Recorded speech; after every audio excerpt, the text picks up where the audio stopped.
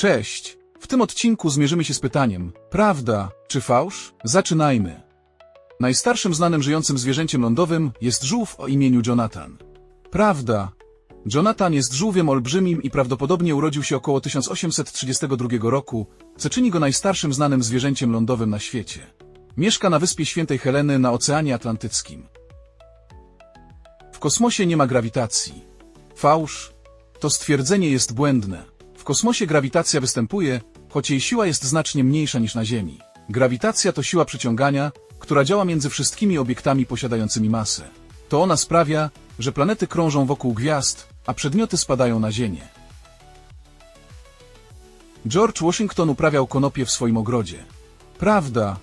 George Washington, pierwszy prezydent Stanów Zjednoczonych, uprawiał konopie w swoim ogrodzie. Konopie były w tamtych czasach powszechnie uprawiane, nie tylko ze względu na włókno, ale również na nasiona. Były one wykorzystywane do produkcji lin, tkanin, papieru i innych materiałów.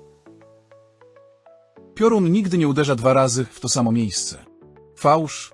To nieprawda, że piorun nigdy nie uderza 2 razy w to samo miejsce.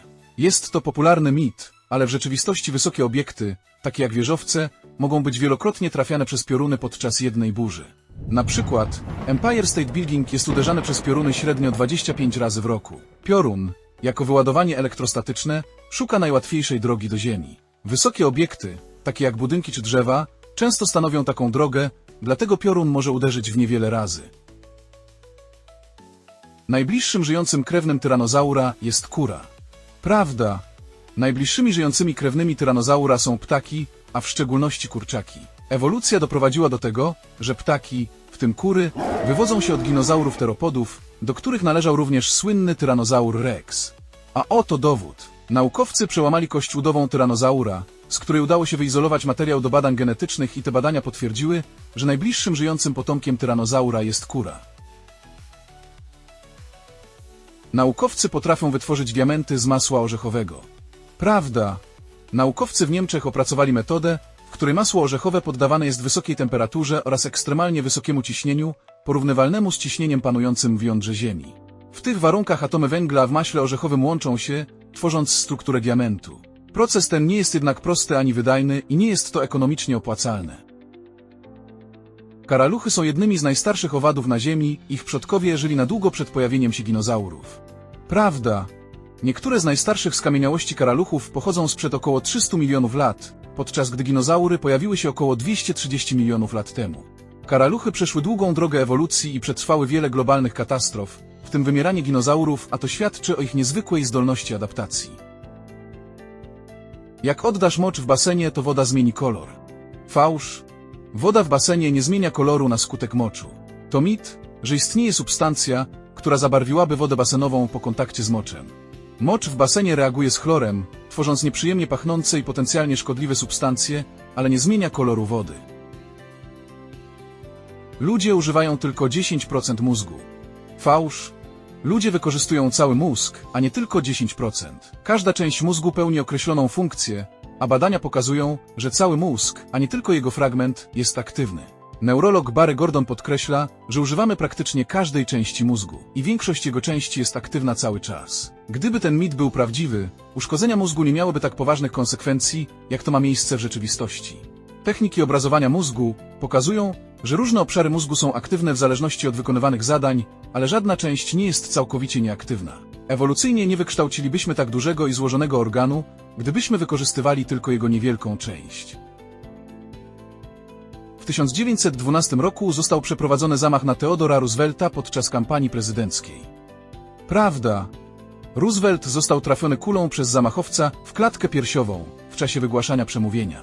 Szczęśliwie, kula trafiła w etui na okulary oraz plik kartek z kopią przemówienia i została wyhamowana na tyle, że Roosevelt dokończył swoją przemowę i dopiero potem przyjął pomoc medyczną. Ilość kubków smakowych u kobiet jest większa niż u mężczyzn. Fałsz. Ilość kubków smakowych u kobiet i mężczyzn jest taka sama i wynosi około 10 000. Odczuwanie smaku zależy od wielu czynników, w tym od indywidualnych cech organizmu, wieku, stanu zdrowia, a także od hormonów i doświadczeń smakowych. Ziemniaki mogą pochłaniać i odbijać sygnały Wi-Fi. Prawda. W 2012 roku inżynierowie Boeinga przeprowadzali testy działania Wi-Fi w samolotach wypełniając je workami z ziemniakami, aby zasymulować zachowanie ludzkiego ciała podczas transmisji sygnału. Ziemniaki, ze względu na dużą zawartość wody i elektrolitów, zachowują się podobnie do ludzkiego ciała, jeśli chodzi o absorpcję i odbijanie fal radiowych i bezprzewodowych. W latach 30. XIX wieku amerykański lekarz John Cook z Ohio sprzedawał ketchup jako lek na rozstrój żołądka. Prawda. W tamtych czasach ketchup, który był wtedy brązowym sosem na bazie ryb lub grzybów, został wzbogacony o pomidory i reklamowany jako lek na różne dolegliwości, w tym biegunkę i niestrawność. Popularność ketchupu jako przyprawy komercyjnej wzrosła dopiero pod koniec XIX wieku, kiedy to marka Heinz zrewolucjonizowała przepis, kładąc nacisk na prosty skład i naturalne pomidory bez konserwantów. Zasada 5 sekund. Jedzenie upuszczone na podłogę i podniesione w ciągu 5 sekund jest bezpieczne do spożycia. Fałsz. Zasada 5 sekund, zgodnie z którą jedzenie upuszczone na podłogę i podniesione w ciągu 5 sekund jest bezpieczne do spożycia, to mit. Bakterie mogą przylegać do jedzenia od razu po kontakcie z podłogą. Zaleca się unikać jedzenia rzeczy, które spadły na podłogę, niezależnie od czasu, jaki upłynął od upadku, aby zminimalizować ryzyko zatrucia pokarmowego. Starożytni Rzymianie używali moczu do płukania ust. Prawda. Rzymianie wierzyli, że mocz ma właściwości wybielające i odkażające. Używali go jako płynu do płukania ust, ponieważ mocz zawierał amoniak, który może pomóc w usuwaniu plam i wybielaniu zębów. Użycie moczu do higieny jamy ustnej było powszechne w starożytnym Rzymie.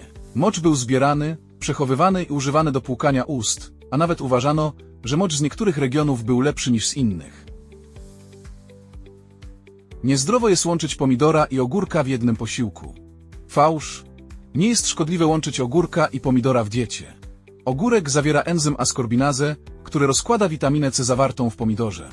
Połączenie ogórka i pomidora może teoretycznie zmniejszyć ilość przyswajalnej witaminy C, ale w praktyce, w dobrze zbilansowanej diecie, nie jest to znacząca utrata i nie ma to znaczenia w kontekście zdrowej, zróżnicowanej diety. Przekonanie, że połączenie ogórka i pomidora jest szkodliwe, to mit, który nie ma podstaw w badaniach naukowych. Mózg, mimo że stanowi zaledwie około 2% masy ciała, zużywa aż 20% tlenu, który wdychamy. Prawda. Jest to związane z intensywną pracą mózgu, która wymaga dużej ilości energii, a tlen jest niezbędny do jej produkcji. Mózg zużywa około 3,5 ml tlenu na 100 g tkanki mózgowej, a to jest około 10 razy więcej niż w przypadku innych narządów. Włos może utrzymać ciężar o wadze około 3 kg. Fałsz. Pojedynczy włos nie może utrzymać ciężaru 3 kg. Zdrowy włos jest w stanie utrzymać obciążenie o wadze około 100 g. Oznacza to, że włosy na głowie, których jest średnio 100 000, teoretycznie mogłyby utrzymać ciężar do 10 ton.